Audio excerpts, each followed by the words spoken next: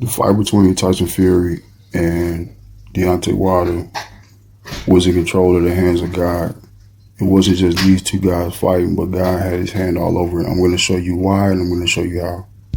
It all started with the face-off between Deontay and Tyson when Deontay said something about being possessed by ancestral spirit, and Tyson rose up to express his faith in Jesus Christ, that he wouldn't be defeated by any other spirit.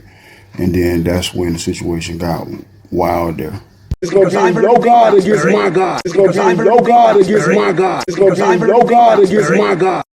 Once your boy Deontay said that, he don't realize how that he was actually invoking the hand of God to enter into the situation, and that it now was just more than a fight.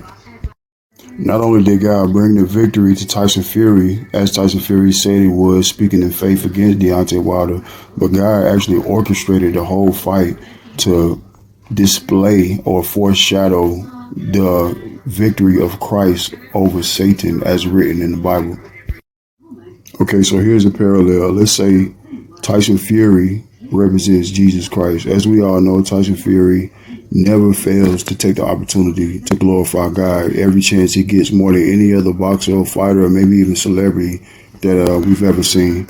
On the other hand, let's say Deontay Wilder represents Satan. I think it's safe to say, because this man talking about my God versus your God after Fury proclaimed his faith in Jesus Christ in the course of what Deontay Wilder was saying to him, plus Deontay Wilder talking about being possessed by spirits, plus this man's ring walk suits all look like the devil, like they've been handcrafted right out of the pits of hell, and he just looked like he borrowed a suit of armor from Satan himself. He just looked like the devil every time. So let's just say he represents the devil in this foreshadowing I'm about to explain, and Fury represents Jesus Christ.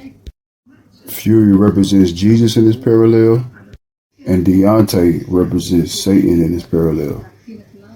Fury came to take the world title from Wilder, just like Jesus came to take the world entitlement from Satan. Before the first fight with Fury, Wilder was undefeated and reigned over the World Boxing Championship title, the WBC title. Before the first coming of Jesus, Satan remained undefeated and reigned over the world.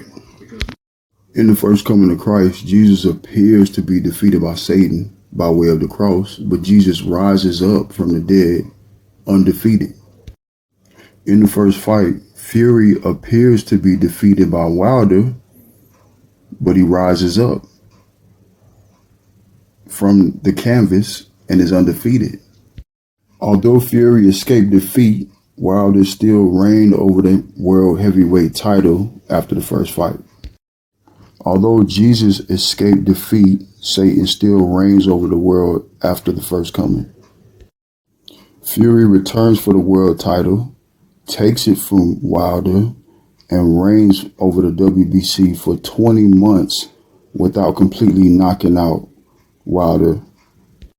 Jesus returns for the world entitlement and takes it from Satan and reigns 1,000 years without completely destroying Satan. Wilder gets one more chance to get the world title back after the 20 months. Satan gets one more chance to get the world back after the 1,000 years. Fury defends his reign, knocking Wilder out completely and finishing him. Jesus defends his reign, destroying Satan completely and casting him into the lake of fire. So as we can see, God took this boxing battle and orchestrated in such a way as to perfectly foreshadow the ultimate battle of all battles, the eternal battle between good and evil, between Jesus Christ and Satan. And I find that absolutely amazing. This is what happened when Deontay Wilder said, my God versus your God. God had to show up. God always shows up in these circumstances when you read the scriptures. Whenever certain situations come up like this where he's challenged. From the time Deontay Wilder said, my God versus your God, basically challenging not only Fury, he challenging God That was it for him, and God had to show up. And when you read the Bible, you see God showing up in these type of circumstances where he's challenged, like when Pharaoh challenged Moses, or when the prophets of Baal challenged Elijah. It's like when God is on display in front of everybody, he always shows up, and he had to show up this fight. And he not only did he show up, he orchestrated this whole fight in an amazing way. And yeah, I just really wanted to share this because my eyes have been open to this, and I just pray that other people can see this and see that God is God. He's the same God yesterday as he is today. You know, he shows up in the same ways, and he takes control over situations for his name's sake. And this is exactly what happened at the highest level of boxing.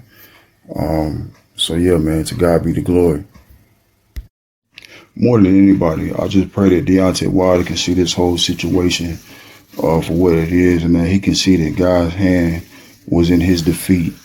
And not only was God's hand in his defeat, but God did it in such a way to show that he is God, you know, without question.